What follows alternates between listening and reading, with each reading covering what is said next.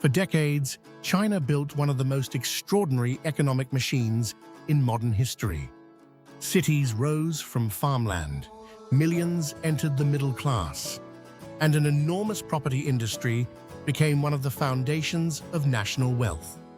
But what happens when the machine that created the boom becomes the source of the crisis? Today, China is facing a property collapse that has already lasted years. And now, one of the men who symbolized that boom has been sentenced to life in prison. But the real question is not what happens to one billionaire. It is what happens to the system he helped build. It is a remarkable ending for a man who once stood at the summit of China's property boom. At its height, Evergrande was not simply a property company. It was an empire. Housing developments, electric vehicles, football, finance, thousands of projects, hundreds of subsidiaries. The business model was deceptively simple. Borrow money, buy land, build apartments, sell them before they were finished, then use the cash from new buyers to fund the next development. As long as property prices kept rising, the machine appeared unstoppable. But there was a hidden assumption inside the model. Tomorrow's buyers had to keep arriving. And eventually, they didn't. China's authorities had spent years trying to reduce excessive leverage in the property sector. Then came the Great Reckoning. Evergrande defaulted in 2021. The company was eventually ordered into liquidation in 2024. That is the part that matters. Evergrande was not the entire problem. It was the warning sign. To understand China's economic vulnerability, you have to understand just how important property became. For years, housing was treated not simply as somewhere to live, but as a store of wealth. Families saved, developers borrowed, local governments sold land, banks lent against property, construction companies employed millions, steelmakers supplied buildings, cement producers supplied foundations, appliance manufacturers supplied apartments, furniture companies supplied rooms, and households believed that the value of their homes would continue to rise. One sector, therefore, connected an enormous portion of the economy. When property weakened, the damage did not stop at construction sites. It traveled through the financial system. It traveled through household wealth. And it traveled through local government finances. This is why China's current problem is so difficult to solve. A government can rescue a developer. It can complete an unfinished apartment block. It can lower mortgage rates. It can encourage banks to lend. But none of those measures automatically restore something much harder to manufacture: confidence.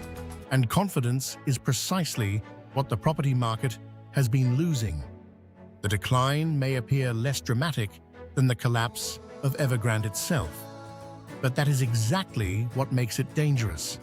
This is no longer a single corporate failure. It is a prolonged adjustment, and prolonged crises behave differently from sudden crashes. A sudden crash creates panic. A prolonged decline creates exhaustion. Families postpone purchases. Businesses postpone investment. Developers stop taking risks. Banks become cautious. Local governments lose land sale revenue, and consumers begin to save rather than spend. The result is a feedback loop. Weak property prices reduce household wealth. Lower household wealth reduces consumption. Lower consumption reduces business revenue. Lower revenue reduces investment. Lower investment weakens employment. And weaker employment makes people even less willing to buy property. The cycle turns inward. And here lies one of China's biggest economic risks. Produce less, or sell more abroad. And the second option has increasingly become important. This creates another global tension. Imagine Chinese factories continuing to produce at enormous scale while Chinese consumers remain cautious. Manufacturers then look overseas for customers. Chinese exports become even more competitive.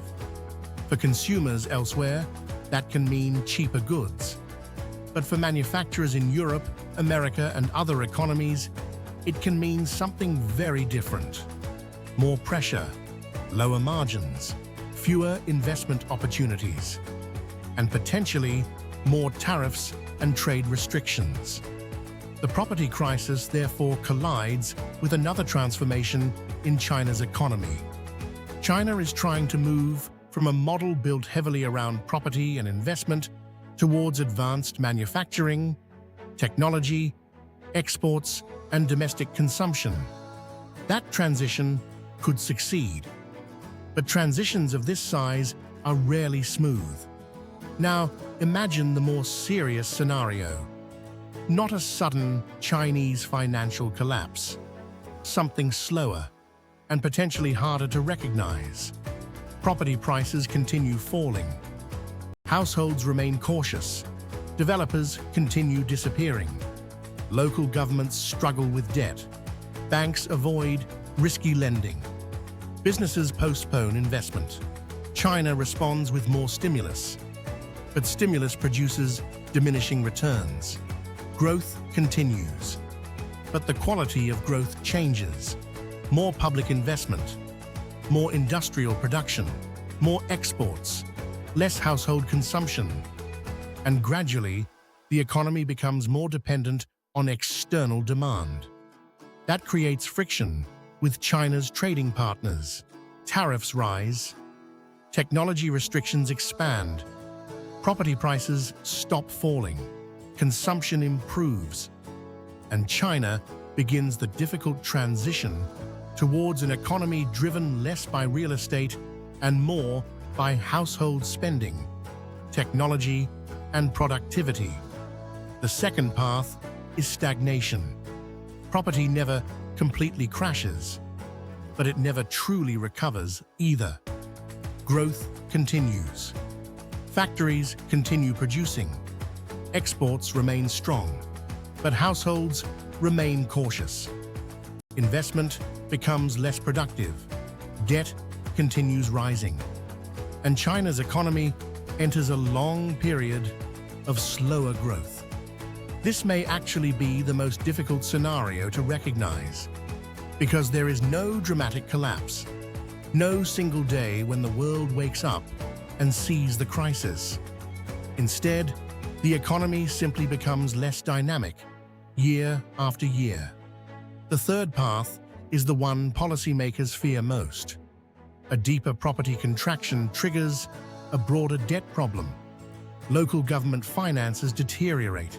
Banks and shadow lenders come under pressure. Household confidence collapses further. Deflation becomes entrenched. And the government is forced into increasingly aggressive intervention. That would not necessarily mean the end of China's economy, but it would mean the end of an era. Because the biggest danger may not be that China suddenly collapses. It may be that the old Chinese growth model simply stops working. For decades, property created wealth. Construction created jobs. Land sales funded governments. Debt accelerated expansion. And rising prices reinforced confidence. Now that mechanism is running in reverse.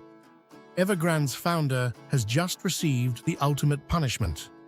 But Hui Ka Yan is not the entire story. His downfall is a symbol of something much larger. A property model built on perpetual expansion has reached its limits. And China now faces a choice that will shape not only its own future, but the global economy around it. Can Beijing replace property-driven growth without creating a much larger debt problem? Can Chinese households be convinced to spend again? Can local governments survive without the land boom? Can China's exporters continue expanding without provoking an even stronger international backlash? And perhaps the most important question of all, what happens when the world's second-largest economy discovers that the problem is not one company, but the economic model itself?